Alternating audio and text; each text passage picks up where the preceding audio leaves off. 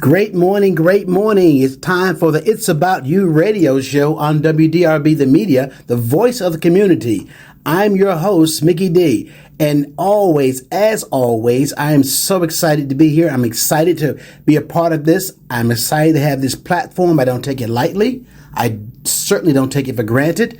The show is designed to educate, motivate, and inspire you to be the very best that you possibly can be. Along with that said, because it's 8 o'clock in the morning, as always, I always say thank you for the breakfast. Thank you for that extra workout. I see you on the treadmill, getting that last lap in. Don't quit. But I want to go ahead and give you the morning motivation quote every single morning. I give it to you every Tuesday morning. And today it really hits home. I think you'll get this one very quickly. It says, this is from Stephen King. Stephen King. It says, you can, you should, and if you are brave enough to start, you will. One more time. You can, you should, and if you are brave enough to start, you will. How many times have you not allowed yourself to excel, allow yourself to grow, to allow yourself to overcome? You made excuses. You said, you know you should. You know that you can, but you're not brave enough to go and make it happen. So I want you to be brave enough. Whatever it is, be brave enough to go make it happen. And again, this is by Stephen King. And of course, that morning motivation quote is brought to you by MauriceMcDonald.net. Go to MauriceMcDonald.net and learn all about your amazing microbiome, your amazing gut. And again, that's MauriceMcDonald.net, because if your gut is not right, nothing's right. Well, I want to continue with the series that I've been talking about the last couple of weeks, and it's really been good. And it's talked about chasing purpose. And I've been talking to people, interviewing people who have found their purpose, who've chased their purpose, and now the purpose is chasing them. Oh yeah, once you find your purpose, guess what? If you're walking that purpose, it will chase you. Wouldn't that be a nice turnaround? So guess what? I don't like just talking myself. So I've got some amazing guests come in, and today is no different. Oh my gosh, someone I've known for 16 years. We go way back, way back. She was a former student, and I'll let you tell her story, let her tell her story and what she's doing now and those types of things, overcoming obstacles. As a matter of fact, she fits that quote I gave a moment ago to the T, because you see, she knew she could. She knew that she was brave enough to start, and she did. That happened. So today's guest in the studio with me today is someone I've known, as I said, for 16 years. Her name is Veronica, and I want to let her introduce herself and all of those things and share some information about her overcoming. Good morning, Veronica. How are you?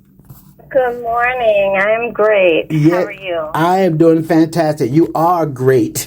You are mostly great, and so I gave a little clue about how we met, but and we're talking about obviously chasing purpose. So if you would share with my audience a little bit about yourself, who you are, and I guess what was your philosophy or your thought about when we met? Okay, yeah. So I'm Veronica Santiesteban, recently married.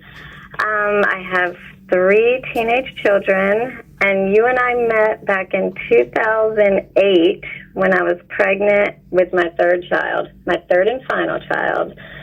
At that time, I was still just considered a high school dropout. I did receive my GED back in 2005 when I was pregnant with my first child, but I did drop out of high school in 10th grade. Somebody knew somebody that went to Central Piedmont, and it piqued my interest. I knew I had to do something else with my life. I had no clue what I was doing. I didn't know where Central Piedmont was because we were fairly new to Charlotte. I walked in pregnant and just said, I want to sign up for classes with no idea what I wanted to do. I met you and Mr. Tommy Lopez were the first people that I had met. I knew it was the right choice, but it terrified me. I didn't feel like I fit in. I had no vision of where it was going to lead me, but I needed to do something, and that's all that I just kept telling myself. And so I started, and the rest is history. Whoa. So you got that bag packed up real nice. So let's unpack those bags. So first and foremost, you came in as a high school dropout. Yes. So I'm listening to you say this now. There's somebody listening right now that dropped out of school and they're not sure. They're afraid. They don't have a clue. They don't have a sense of direction. So you decided that you wanted to go get your GED. Yes. At 21 years old, I was pregnant with my first son. I dropped out in 10th grade. Went down a very dark path. And then I did get pregnant when I was 21. I had my first child on my 22nd birthday. And before I had him, I did not want to give birth to someone that I was going to raise, knowing I did not accomplish the one thing that I knew I should have accomplished, and that was getting my GED. And so I went ahead and did that, and then I had him at 22. I had my second son at 24, and I had my daughter at 25 years old. Very close in age, back to back. But when I was pregnant with my daughter, I was a stay-at-home mom. I had no purpose. My purpose was to be a mom, but I knew there was something bigger. And I just decided one day to go to the college and see what it was about. And I just did it. I really don't know what drove me to do it. I can't answer that other than knowing I needed to do something more with my life. Yeah. So if there's a pregnant woman out here or a man who dropped out of school, what would you tell them to do? Find something and grasp onto it. Find something bigger than you to believe that you are meant to do something bigger. Feel what you feel about being a dropout. Because it didn't feel good the older I got. When I dropped out, I thought I knew everything. I thought I was going to make it. But something in me I knew it was a mistake. I knew I needed to do something about it. And it terrified me. And I remember people saying, if it doesn't scare you, then it's not worth it. If it scares you, go for it. Right. You're kind of telling my story a little bit. I don't know if you ever knew this, but I dropped out of college my end of my sophomore year. Take a leave of absence from college. And my mother said, "You'll never finish college. You're going to do this. You're going to do those kind of things." And I came to North Carolina on my own. And my father said, "Real man must pay his own way." And I had to find a way. And I was scared, but I could have gone back home, but I didn't want to hear my father say that I wasn't the man that I thought I was.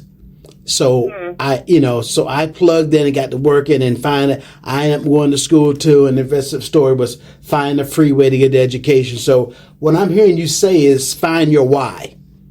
And, I used to always say, if your why doesn't make you cry, it's not big enough. Yeah. Find your why. I'm doing it. Why you're going to do it. Something that's bigger than you. I love what you said. I definitely wanted to. So somebody's listening to this right now, and you're either in a job you're not happy in. Go find your purpose. Yeah. Find what the purpose is and go get it. Because, let's face it. You had 3 children. Yeah. Single mom, 3 children. And what do you think your biggest challenge was at that time? So initially, I was not a single mom. Okay. My story started when, after I had my first son, I decided to move away from my hometown when he was 4 months old. I'm from Virginia Beach. When he was 4 months old, I told his father, we need to get away from this place or it's going to take us under. And that's where I was born and raised. That, again, was the scariest thing of my life. Just leaving my family, my mom, my siblings. I knew I had to get out of that state because of the influences that I had grown up with. And I never believed it, but your friends are your future. And I knew my friends were not going to make a good future for me. So I took my son, we moved to Florida as a family, tried to figure it out there, stayed there for 9 months, and decided to come to Charlotte with my sister. From there, I had the 2 other children. It was not a healthy relationship, but again, I was a high school dropout. I had my GED, but no job. I had no money. I was living under him. And so when I was pregnant with my daughter, I had 2 sons, but I knew I was having a girl. And I remember it just clicking that, would I want this for my daughter? Would I want this kind of a relationship? Would I want her to have this? And all of my kids pushed me to do better, but there was just something different of thinking it in that way. So that's when I decided to go to school. And not long after that, I had my daughter when I attended CPCC, and they let me bring her to class because they didn't want me to drop out. So the support started way early on. And that's when I knew, okay, I didn't have that growing up. I didn't have people pushing me or telling me, you can do this. Honestly, I grew up very poor in a trailer park. I'm the first out of my entire family to go to college, and I have 10 brothers and sisters. But I did not have anybody telling me it was possible. I don't know where that came from. I can only imagine it came from having my kids and knowing I wanted more for them. I did not want them following my lead. I did not want them thinking a toxic relationship was okay. I wanted them to be strong humans and successful. And so when my youngest was 2 years old, I decided to leave that relationship. And CP helped me do that. The classes that I took, it opened my eyes to know, I'm not crazy. There is more out there. This is not how it's supposed to be. And you played a major role in that. I don't know if it's okay to say that. I owe a lot of my success on the people not in my family by pushing me and believing in me and giving me hope and telling me that I can do what I thought was impossible. And so I remember going to get my first job at a bar when my daughter was 2, and this was right before I left that relationship because I knew I needed something. There was not a lot of support for single moms, and I knew that. I had no idea where to start, so I went into a bar. I asked for a job. They hired me, and I came home and told my ex at that time, I have a job. We're going to do this. Within that year, I was able to save money. I was still in school. I would do my homework at the bar. I worked hard to get on a wait list for income-based housing. Unfortunately, that wait list was very long, even back then in 2010-ish, and so 2011. And so I had a friend. I knew I couldn't stay where I was, and so I rented a house for a few months in Hidden Valley. I don't know if you know where that is. I was willing to do anything and go anywhere to just get one step ahead, to be pulled back 5 steps, it seemed. But I did it, and then I got into the income-based apartment, and I continued school. I continued working. And the worst part was just sacrificing time with my kids. But I knew in the back of my mind it's going to be worth it someday. Everybody told me it's going to be worth it someday. It's going to pay off. And it did, and it has. And I don't know if that's the question you asked, but it's just where it went. Listen, the question I was about to ask you, you just answered it, and it sounds to me like you changed your mindset and your approach. Yes. And it was, yeah. I mean, to this day, I'm 41 now. I made these decisions in my late 20s. I still do not know what clicked, other than I knew there was more to life than what I was living. I knew there had to be something more than me just sitting in my driveway with 3 kids playing. I mean, but that was my life then. I had no sense of purpose other than I was just their mom. Yeah. And I knew that purpose, it was out there. And it took a long time to find it. But everything led me up to this day, and I know my purpose now. And I'm grateful for that. So how did you stay motivated during those tough times? Looking at my kids. Okay. Honestly, looking at my kids and knowing if I went back, it was going to be 10 times worse than it was. If I went back, I was never going to get out of that. And I wanted them to see there's always a way to make it. It's not an easy way. I mean, my kids went through some stuff to the point they seen me cry because I was down to pennies. I mean, it was not easy. But they were very loved. They had their essentials met. They had their needs met. And I knew one day they would understand, as painful as it was in those early years. But they were safe, and I knew they were safe, and I knew they were loved. They kept me going to know that I'm not a quitter, and I never wanted them to be a quitter or see me as a quitter. Yeah. And I want them to know that no matter how hard it gets, there's always, always a way to make it better. Yes. I mean, this is, you know what, this is taking me back. Because I'm hearing you say your children became your why. Your children became your motivation, and you were down to pennies. So I want my listeners to understand that because you're down to pennies doesn't mean it's over. You continue. Sounds like that you dug in and you were determined this was not going to beat me. No, because I could have went back. The easy thing would have been to just go back to the house that I left. The hard thing was to stick it out and know that this is going to be worth it one day. Yeah, yes. It's like you have to plant seeds. If you think about a person who has a farm or has flowers, you got to plant the rose bush, and it starts as a seed and it starts to grow, and the roses look beautiful, but they're thorns. You cannot have roses without thorns.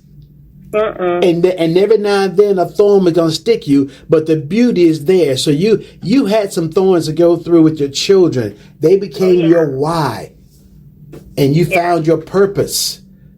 And it sounds like also you mentioned myself, and first of all, I really, really appreciate those words of kindness, but understand something. What you didn't realize was teaching became my why. It was students like you, because I could see something in you. Didn't know your whole story, but I saw something in you. And then of course Mr. Lopez. Obviously, I guess this next point is that you had to have some mentors.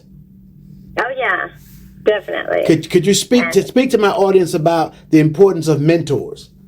Oh, absolutely. And I use this with the kids that I work with today, that sometimes your biggest cheerleaders are not your family.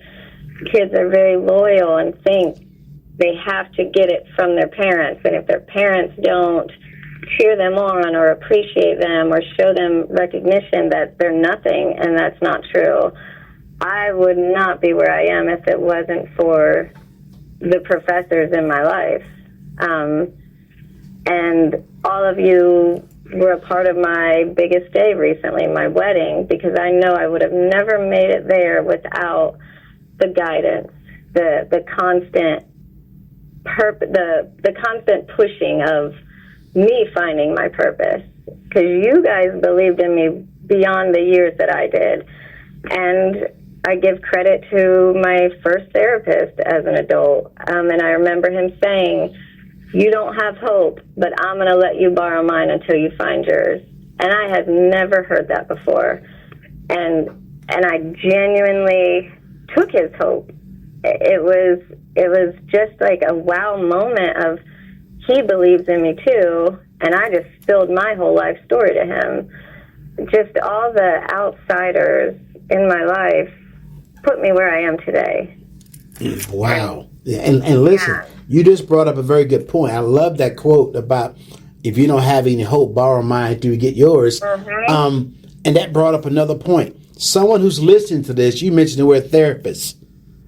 How important would you think it's important for them also to get therapy? Oh, I think everybody should get therapy at some point in their life.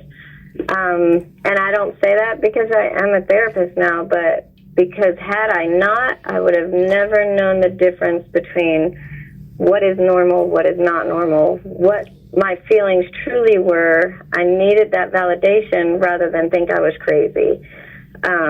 It just separated the irrational beliefs that I thought about myself and the true just beliefs of what really is happening, the reality of my life and my situation. And I seen that therapist from 2010 till about 2014. We tapered off, but I always needed check-ins. And your biggest thing, check up from the neck up. And I did it. Anytime that I feel like I need to talk to someone, I get a checkup from the neck up. That is true. See, I've been saying that quote for about 25 years, and students always remember that. You see, we have no problem going to get a checkup from the neck down. You got a bad cough, you got a pain in your back, you'll go to a doctor. But going to that person, I can hear somebody saying, "I don't have money." Where there are places you can go and get free counseling, sliding scales, and all types of things. Every single person on planet Earth who's breathing needs a checkup from the neck up. Even that person who may say, "Well, I got a lot of money, I got home, I got this, I got that." There's nothing wrong. Nothing wrong with getting that checkup to work, to process through some things, because I'm hearing you say a lot of powerful things about overcoming the obstacles, and you let the cat out of the bag now. You are a therapist. You now are a licensed therapist. So people who are listening to this, they now know why you're on this, why you're here being interviewed, because you went from where you were and could have quit, could have given up, maybe thought about it, but kept looking at your children and kept saying, "No, my children deserve better. I deserve better. I can do this." And you kept going. And look what's happening now, some 16 years later. The impact that you're having. And you believe me, you are the exact reason why when I think about people who overcome obstacles and chase their purpose in life to help somebody else. You know, somebody's purpose might be, "I need to be a good cook. I need to be a chef. I always want to be a barber. I always wanted to own my own business, my landscape business." It may not be going to college, but whatever it is, get busy getting busy, pursuing that purpose. Time is going to go by one way or the other, and it's going to pass you by very quickly. And you might as well do something that's going to benefit your future self in that time. I totally agree with you. And the idea of not knowing what the purpose is, I look at it as whatever it is that you can't shake, something that you would do for free if you had to, that passion, that one thing that you can, it might be art, I don't know what it may be, but it's there waiting for you. You just haven't discovered it, or you're trying to bury it because of somebody said you can't do it, or there's no way you can do it. Because I'm sure you had people telling you that as well. Oh, yeah. I had, yes. A lot of negative. A lot of you're going to fall flat on your face and you're going to come back. Right. But yeah. And I think hearing that, taking that negative energy and using it as fuel. Mm-hmm. Using it as fuel. Yes. And that can become your rocket. Your rocket to your success, because you got to have fuel. You know, and so if people are hearing this, and whatever it may be, when someone says, who's going to do that for you? Nobody's going to do that for you. But you have to decide what's best for you and how to go about doing it. Yeah. Yes, indeed. Listen, we're going to take a quick break and we'll be right back. As the years go by, the toll of time, the environment, and your daily choices add up. You see it in the mirror. You feel it throughout the day. Most turn to supplements to fill the voids left by modern life. But the truth is, supplements meet basic needs, but often fall short when it comes to restoring true cellular health. The answer to true wellness goes beyond supplementation. It lies within your cells, locked within your DNA. All you have to do is activate it.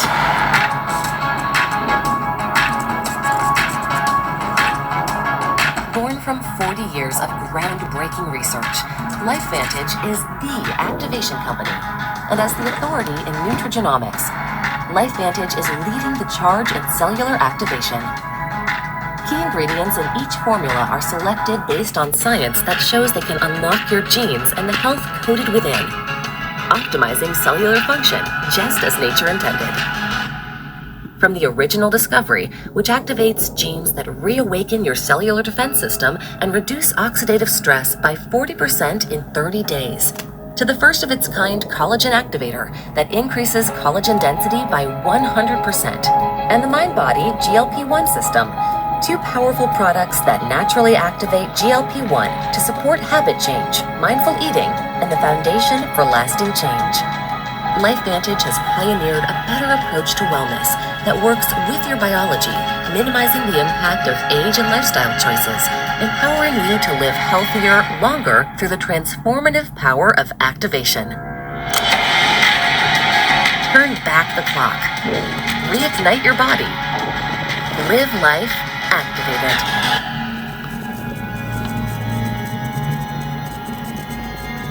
To learn more about your gut health and how to activate your body, go to MauriceMcDonald.net.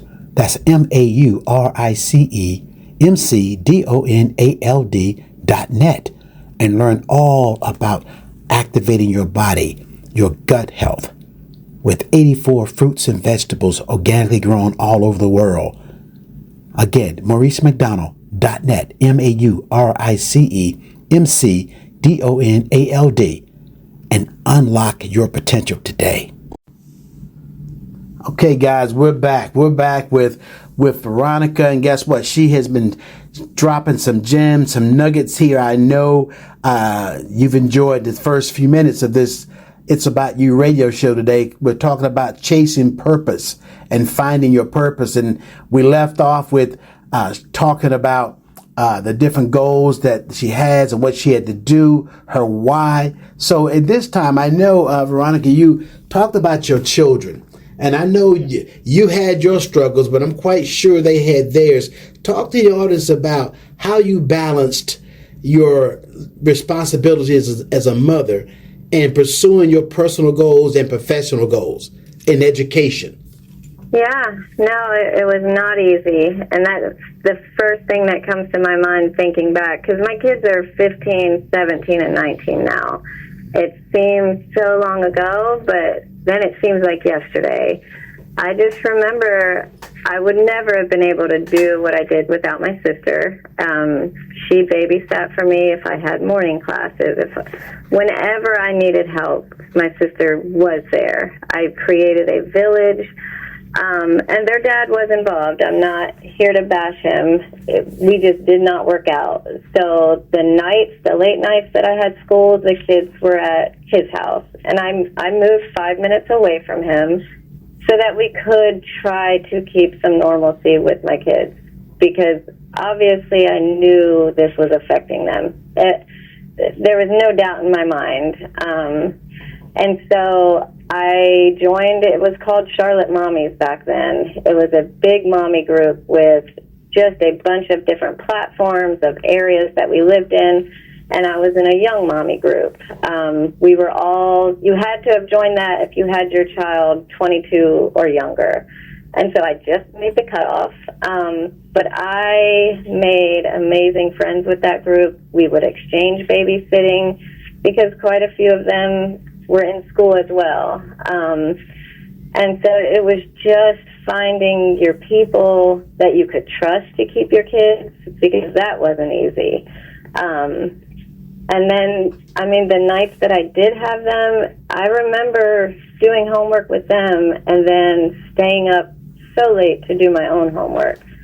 And it was not easy, but I just remember thinking, like, if I don't do this, we're never going to get out of this situation. And it was not a good situation. I wanted more for them. And so doing more created more for them. And I mean, I just think finding your people that you can depend on, rely on. Not everybody has family. And I learned that. I come from a very large family. And it was very shocking to me to see how many of the young mommies, and many of them were single mommies, just didn't have anybody. And so, again, we would exchange babysitting. Like, here, you keep the kids, I'll keep your kids. That's the only way I was able to finish school and work at the same time. And be around my kids. Yes. So it sounds like you found your tribe. Yes. You know, and I think that is a key thing, is finding that support system. And as you said several times, it wasn't easy, and that family may not be blood family. Yeah, absolutely. And realizing that through this purpose, through this struggle, I think about the movie The Pursuit of Happiness that Will Smith played, the true story of Chris Gardner, who had a child and he was homeless, and he kept, and he struggled. But yet he knew he had a purpose, and it was totally the thought of him being a stockbroker, homeless African American man with a kid. All he had was a kid and a dream, and you realize that whole journey. So I like to tell my audience that if you got a dream, hold on to it. Not let anybody take it, or any circumstances, because my mentor said to me, if it's easy, it's sleazy. Because nothing easy comes to you. No. And through the blood, the sweat, the tears, the hard times, the financial struggles, light at the end of the tunnel, and it's not a train coming at you, okay? And so hearing your story about this, for me, is making me realize that, you identified your purpose to go out and pursue it, is what you were doing. So, so where did you go to get your bachelor's degree? I went to Pfeiffer. So I did my associates at Central Piedmont. And mind you, it took me 9 years, because I was only able to take 2 or 3 classes at a time. I mean, it was the longest process, and I met friends and they graduated. I met another group of friends, a cohort, they graduated. It would have been easy to say, forget this. I mean, I just knew I wanted that. I wanted to walk across the stage, because I did not get to do that in high school. And so I continued and pushed on, and I finally earned my associates in 2015. And then I did go immediately to Pfeiffer University to get my bachelor's, and I was able to finish that in 2017. And then I got a big girl job working for CPS. And then eventually I went back to Pfeiffer for my master's. But yeah, it was a very long journey. Very long. So it took you 9 years to get the 2 degrees or 1 degree, the bachelor's? 1. Okay. No, 2 so I started 2009 for my associates, and I finished in 2015. Okay. So I want 7 people... years, and then 9 years for my bachelor's. You are Gotcha. correct. So I want people to understand something. You could have quit so many times. So if I hear people say this, your purpose was different from all the people that graduated before you. Oh, yeah. They didn't have 3 children. They didn't have your circumstances. So people who are listening to this, stop putting a time limit. Mm-hmm. Just keep putting one foot in front of the other. Just keep walking. One step in front of the other. One step, not looking to the side, not looking at how they're doing it. And the word perseverance comes to mind. So what did you get your master's degree in? Clinical mental health counseling. Clinical, oh my goodness. Yes, Yeah. yes. And Yeah. yes, and then you, after doing that, you had to take an exam, correct? Correct. And it was very difficult. Yeah. And I passed it on the second go-round. I did not pass the first time. That's okay. Yeah. Hey, the key word, you pass it, because now you can use that word clinical. Yes. And Yeah. so and I do. And you absolutely, you proudly say that. Oh, yes, you do. Yes. Yeah. And so what are you doing now? So I work for Contegra Behavioral Health. I am a school-based therapist. And I have my own office in a middle school. I love middle schoolers because that's the age where they're becoming aware of what is reality, what is not okay with them. It is just a very special age to me. And that's the age that I truly needed someone in my life to say, it's okay. It's going to be okay. But I've been there. This is my second year, and I absolutely love it. I couldn't imagine doing anything else. And each job that I had prior just put me, I know I'm right where I need to be with these kids. Yes, because you were working with Child Protective Services before. Mm-hmm. And then I did intensive in-home for 3 years. With Child Protective Services, I loved that as well. But there was a lot of red tape. I knew I could only do so much with these families. Mm-hmm. There was no therapeutic intervention. It was, we're going to do this or this, and you're going to do this. But I knew they needed more help. They just needed help. And so then I switched to intensive in-home, where I was in the home for 3 years, just working with families. And I met a girl that she referred me to doing school-based therapy. At first, it didn't interest me, but then the more I realized I can only do so much in this home, because not every parent or guardian wants to see a change in themselves. It started to be like, this kid, they're the bad one, fix them.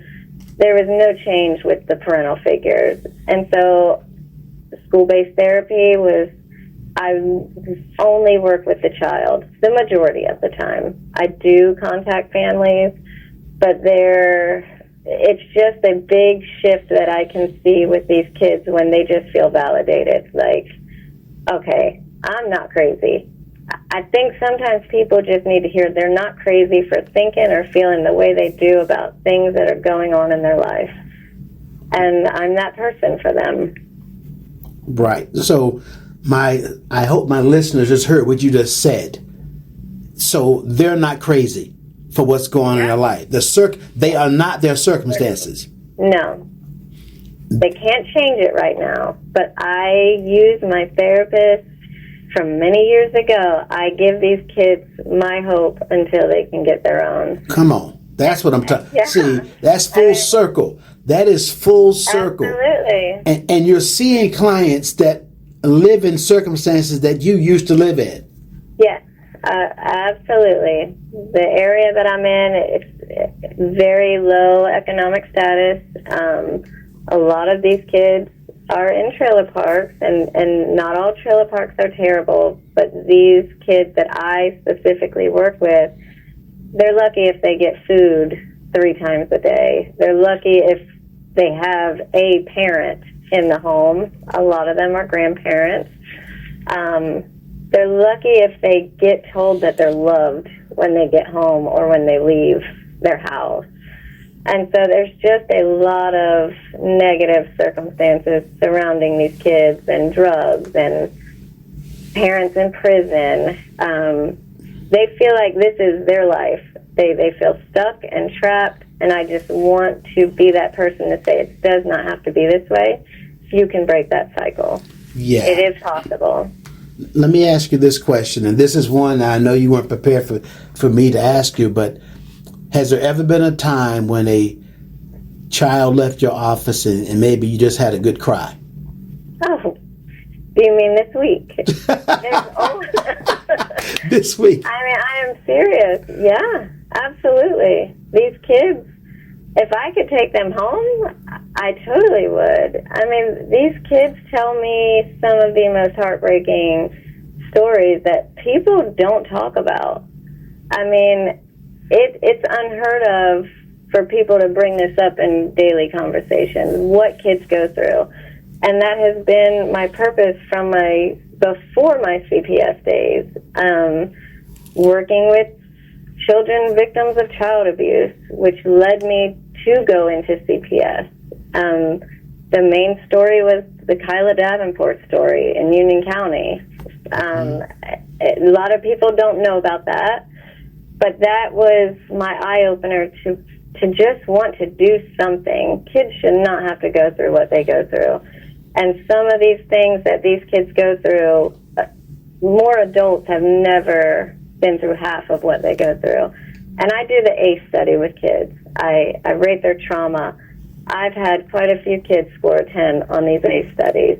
And for those that don't know what that is, it's 10 questions just to get a good idea of the trauma that they have endured before age of 18. No kid should ever score above a 4, but these kids are scoring 10.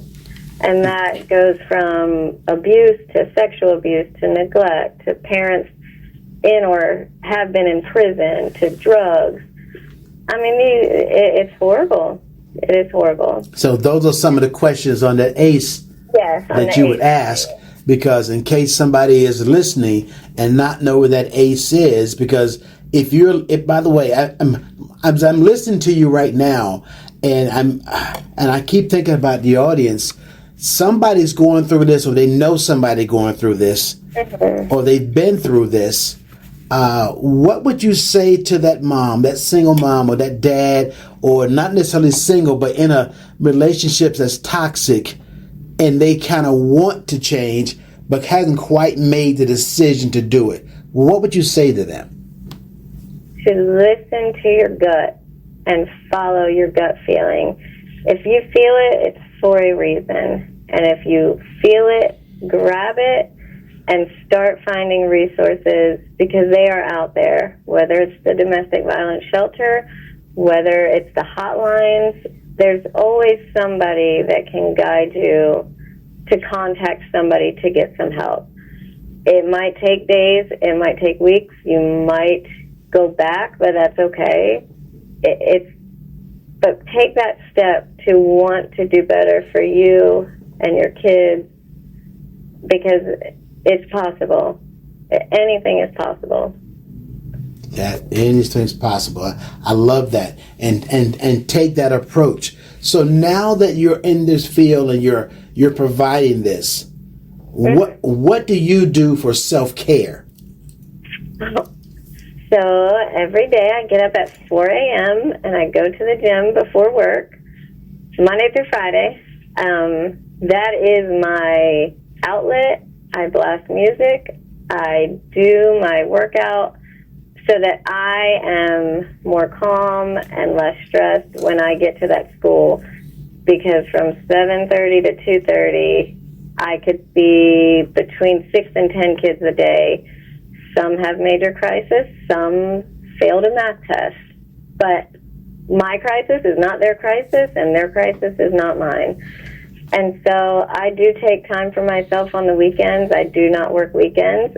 I have learned to shut my computer when I leave that school and not touch it until the next day. That was a very hard thing to learn after years of constantly being hooked to that computer to do schoolwork or my other job. I've learned to disconnect from work and home, to be present for my family. That does not say that I don't think about these kids, because there's always a kid that I worry might not show up on Monday. But I've learned to channel it to just be better for them, be there for them come the next day. Because I know there's nothing I can do but what I can do. That is so true. So the same thing goes to my listeners. Whatever career you have or looking for, that self-care, that step back, that keeps you from burnout, that keeps you from being on the job but not present on the job, or harming people, or saying things that you shouldn't say, hurting someone's feelings, having to apologize, all of those types of things. So that's why I asked that question about doing that. Let's see. I believe I wanted to ask you a question about, can you share a moment that you felt a deep sense of fulfillment or achievement? What was that like for you? Honestly, I would say the first time I walked across the stage in 2015, because my kids were young. They didn't know why Mommy was always doing schoolwork or why I was stressed. I mean, I was stressed back then. They didn't understand why they had to meet in the parking lot of CPCC to get in the car with their dad or whoever was picking them up that day so that I could go to class. Mm-hmm. And they were all there in the audience. And I just remember just getting to walk up there, hear my name, and hear my kids cheer. I don't know if they knew exactly what they were cheering for, because they were still very young. They just knew Mommy was graduating. And then each graduation after that, that is the moment that I'm just like, this is what it was all for, because I want nothing more than for them to know I wasn't just not there on days because I chose to be. I was there because I was working hard to do better for them. And I do believe that they see that now, that they're older. But yeah, those were my three major moments. And then, of course, breakthroughs with kids. And the day that I did training and got my ID badge for this current job, where it has my initials. I always wanted initials after my name. And now I have the LCMHCA. And that's just a surreal moment to be like, wow, I did it. There it is. I actually did it. But there's so many little moments. But I think those are my major, just like I could take a deep breath finally, and I made it. You made it. And I'm still going. Yes, yes. And you're not, and you have not arrived yet, because there are other things that are waiting for you, other mountains to climb, hills to climb.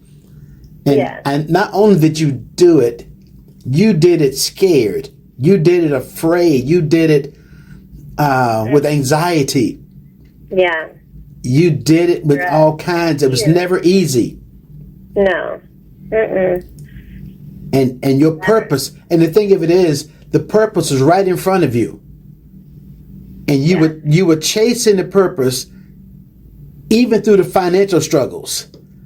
Oh, so many of those. And I was on welfare, I did, and that was a tough one. I mean, but I had to, I remember someone saying, that's what it's for. It's to help you get ahead. And I mean, I felt many emotions going to apply for that, but I needed it. And if I didn't do it, my kids would not have eaten at my house. All of the services that were in place were actually in place to get me where I am. And had I not done those and used those resources, I would not be here. And to get off of welfare was wonderful. It was just an accomplishment to be like, okay, I needed this, I used this, and now it can go to somebody else who needs it. There you go. So you could have easily have gotten on welfare 16 years ago and stayed. Yeah. And as many people do. Yeah. And then you would have taught your daughter and your sons to do the exact same thing. Absolutely. Mm-hmm. And I did not. And for what I'm hearing from you and what I'm seeing, what I saw from your actions, that was not an option. No. And that's always what I kept in my mind. Like, I have two options, but that one is not an option. And I would always try to focus on the one that I did not want to do. And I would tell myself, that's not an option. It's just not an option. Yes, because, I mean, you had your why. And like I said, today you're being interviewed because I knew a little bit of your story. And but more importantly, I saw your grind. Yeah, you did. Yeah, your grind and your tenacity, your stick-to-itness. And no is not an option. You're going to grind. Because I remember those little babies you brought to my office many times. And they sit on the floor in the office while we're going over your schedule. Mm-hmm. And I believe you were pregnant with your youngest, correct? Yes, correct. Yes, and they weren't sitting; they were running around like. Yes, and you, I could see you in the office trying to get them to sit down, whatever. And I was saying, it's okay, you know. And yes, and that's why when you see this young man now who's 19 years old, oh my goodness, this has been my why. Because people ask me all the time, why are you still educating? Why are you still doing these kinds of things? And why are you still working? And it's not work. Because if you love it, it's not work. Because when I see you and about 10 other students or 15 other students that I know personally, as a matter of fact, next May, one of them that I interviewed 2 weeks ago she's getting her PhD. Next May, I'll be going to her college in Virginia to watch her go across the stage with her PhD, and came here with a GED like you did. And I'm just saying to myself, that's my why, to make a contribution to the next generation of professionals, especially mental health professionals. Yeah. Because let's face it, there are so many people going through some things, and I want to go right back to that. Somebody's listening right now whose child needs mental health. And they may be saying things like, nothing wrong with him, ain't nothing wrong with him, he just need a whooping, he just need a spanking, but he really needs to talk to somebody. What would you say to that parent? It never hurts to just have them talk to somebody. The kids are so loyal and don't want to worry their parents. They don't want to put burdens on their parents. I have kids that have never told their parents they self-harm, and because they don't want to make their parents worry, but parents think they're fine and they're just going through hormones. These kids just need somebody outside of their circle to talk to. It won't hurt. There's nothing bad coming from having your child talk to somebody else. Yeah, and they can start first with the school counselor. Mm-hmm. Yep. Start there, and if you don't have money, because people always used to tell me, I don't have the money for that. Well, guess what? There are free services out here. Yes. There's hotlines. I mean, there's access at your fingertips. There's websites now. There's apps. there's no reason somebody cannot reach a mental health professional. And just to sit there and let that child talk to somebody, because, as you said, children are self-harming because they don't know what else to do. What to do. And therefore, we want to definitely do that. All right, let's take a break. We'll be right back. As the years go by, the toll of time, the environment, and your daily choices add up. You see it in the mirror. You feel it throughout the day. Most turn to supplements to fill the voids left by modern life. But the truth is, supplements meet basic needs, but often fall short when it comes to restoring true cellular health. The answer to true wellness goes beyond supplementation. It lies within your cells, locked within your DNA. All you have to do is activate it.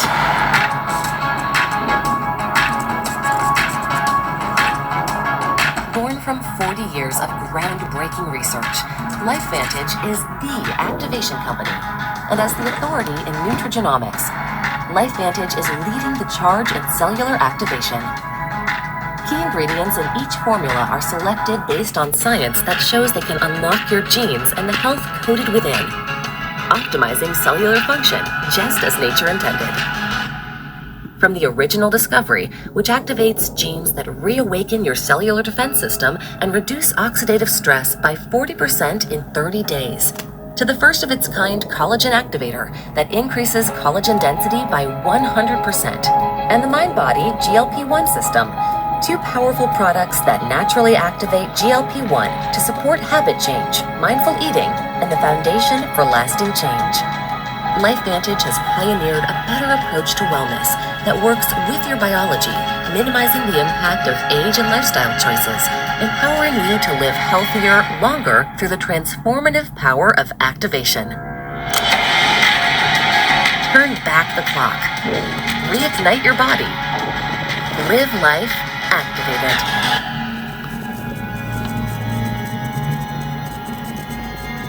To learn more about your gut health and how to activate your body, go to MauriceMcDonald.net.